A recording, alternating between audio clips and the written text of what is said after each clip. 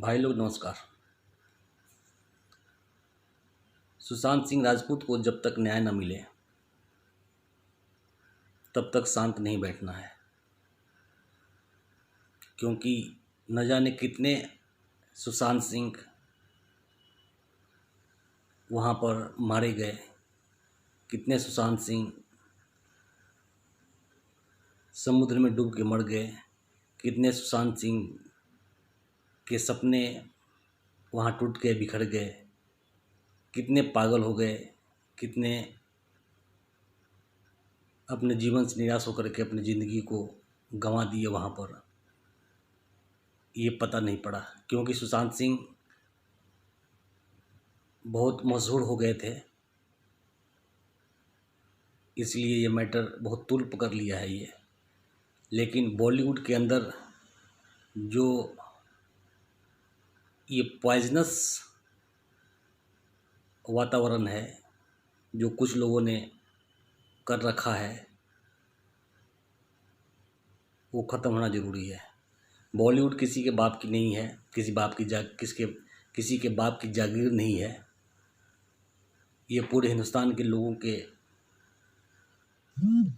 एक एक कतरे, एक एक पैसे से बना हुआ ये फिल्म उद्योग है, जहाँ पर कुछ दादागिरी करने वाले लोग, गुंडा लोग आधिपत्य जमा लिए हैं। गुंडागर्दी का विरोध न करना एक बहुत बड़ा अन्याय है, और इस अन्याय को आगे अब नहीं बढ़ने देंगे। ये करण जौहर जो एक जेंटलमैन बनता था सारी दुनिया के सामने, लेकिन वो कितना जहरीला है ये तो लोगों को पता चल गया। और एक बीइंग ह्यूमन का नाटकबाजी करने वाला एक शख्स कितना अनह्यूमन है ये भी पता चल गया। आदित्य चोपड़ा जो चोपड़ा साहब के कि ये सारे अच्छे अच्छे कामों को बर्बाद कर दिया, जिसने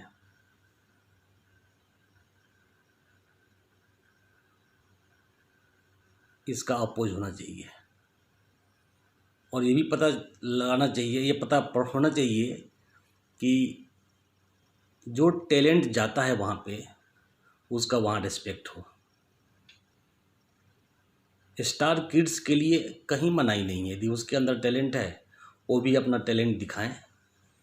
लेकिन बाहर के दुनिया के लोग भी जाते हैं वहाँ टैलेंट दिखाने के लिए, अपने सपनों को पूरा करने के लिए, तो उसको बाइकाट करने वालों का हम बाइकाट करेंगे। सबसे पहले तो ये तो माफ़ी के लायक है नहीं। महेश भट्ट, सलमान खान, करण जौहर, इन लोगों की फिल्में तो कतई चलने नहीं देना है। हमारे बिहार में तो चलेगा नहीं, खैर ये उत्तर प्रदेश में भी नहीं चलेगा, महाराष्ट्र की पता नहीं क्या होगा, जाने लोग। यदि भाईजान का फिल्म भाईजान देखे कोई मतलब नहीं है, लेकिन हमें तो टैलेंट देखना है।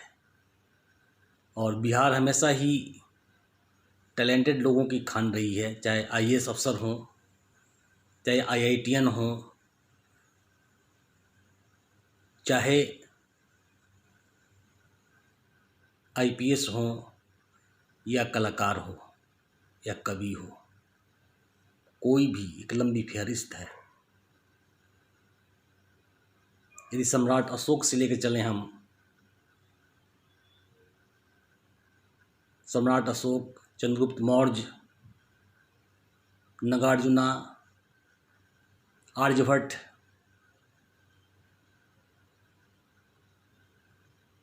आर्यभट्ट ने जीरो का आविष्कार किया था, पता है?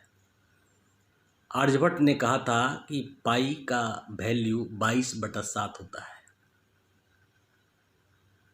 और पाई कांस्टेंट क्या है पहले लोगों को पता ही नहीं था। पहले रोमन अंक था, पता नहीं कौन कौन से अंक से लोग कैलकुलेशन करते थे, लेकिन एक जीरो का इन्वेंशन ये पूरे ब्रह्मांड के थ्योरी को बदल दिया। एक के बाद जीरो रखो, फिर जीरो रखो और जीरो रखते जाओ, देखो वैल्यू कैसे बढ़ती जाती है।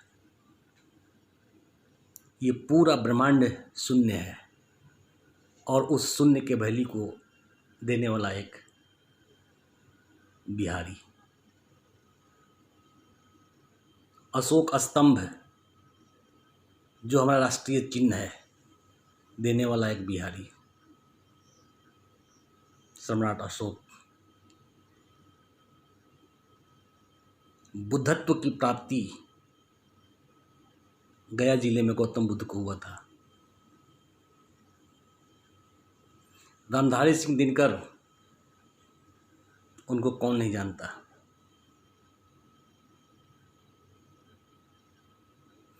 और इसी कैटेगरी में निकला हुआ एक लड़का सुशांत सिंह राजपूत भी होने जा रहा था, लेकिन ज़िंदगी का जंग हार गया, या ज़िंदगी की जंग में उसको हरवाया गया। ये रहस्य नहीं रहना चाहिए, ये सामने आना चाहिए, बहुत ज़रूरी है आना, क्योंकि एक ऐसा टैलेंटेड लड़का जब उसके हर एक्टिविटी को देखते हैं तो कहीं से लगता नहीं है कि वो आत्महत्या कर सकता है। और उसके जो हम लोग वो देखते हैं फांसी लगाने का चिन्ह, वो भी यहाँ से दिखता है, यहाँ से लगता है किसी ने उसकी फांसी लगाई है। अक्सर फांसी लगने पर ये दबना चाहिए ऊपर की तरफ, लेकिन दबा ये है, मतलब कि दबाया गया है या कुछ किया गया है, पता नहीं। ये तो खोज का और सीबीआई इंक्वायरी का विषय है ये, लेकिन अजूबा जरूर है।